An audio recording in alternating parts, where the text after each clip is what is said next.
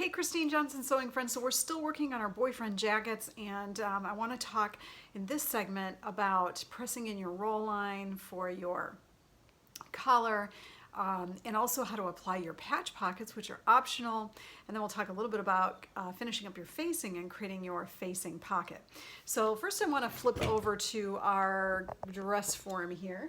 And I'm going to go ahead and pull her forward because I want to show you a couple of details here that are pretty important. When you are working with the jacket below the, let me see if I can get her in here a little bit more. She'll kind of be a little bit in front of me, but that'll be okay. When you want to work with a jacket, you want to make sure that your jacket, at the point where you're going to put your button, wherever you've decided that is, and by the way, this is entirely up to you, you can adjust this.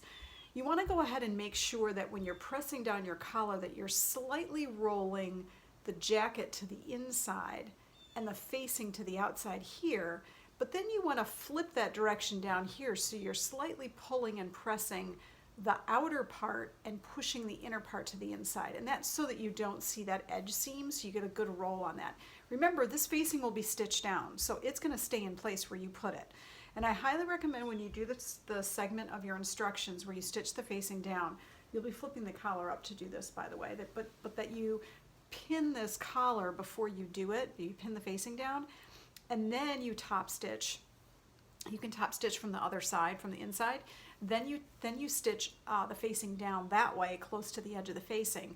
But you've got it pinned in place first, so it's not going to shift around. Okay, so that's what you want to focus on. And then Christine recommends when you're doing that you actually flip it up like this and stitch around the facing underneath. Okay.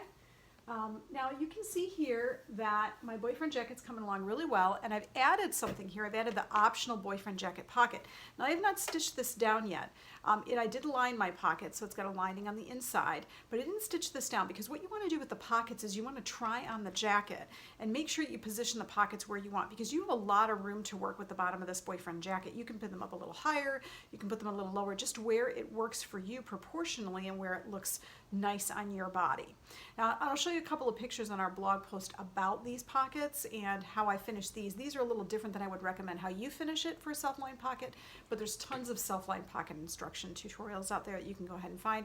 I'll just show you how I constructed it. So I'm going to go ahead and decide where my pockets fit best, and then I'm going to go ahead and pin one on, get it in place, and then I'm going to measure the exact dimensions on the other side and position my pocket on the other side in the same spot. I'll do that when the jacket is laying flat. I like to work on my cutting table.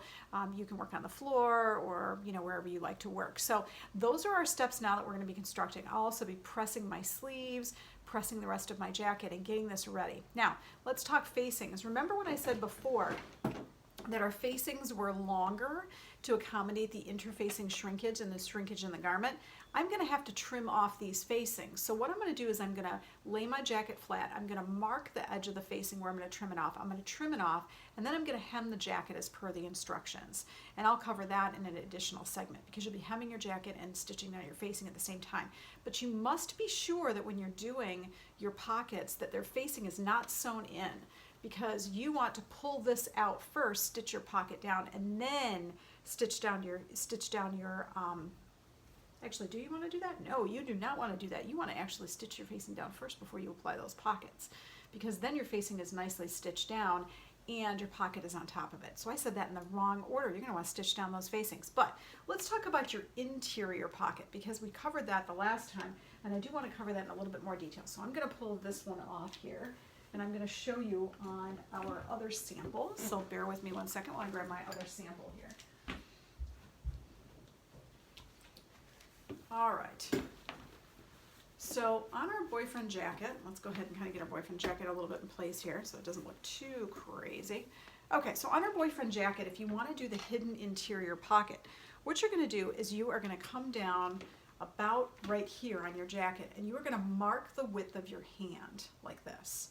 Okay, just mark it on the back side, right on the facing. Mark the width of your hand.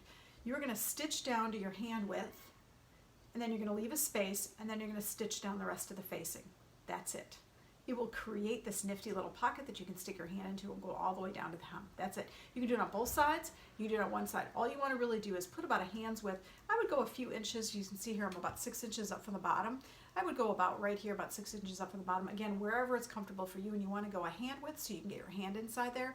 So a little bit bigger than your hand. That's your secret pocket your secret facing pocket. That's it, super simple. We also have a tutorial on our blog at cjpatterns.com/blog on how to do a facing pocket tutorial on a boyfriend jacket. So we'll do a little bit more stitching, and we'll cover our final application of our hems and our top stitching, and we'll be done with our boyfriend jackets.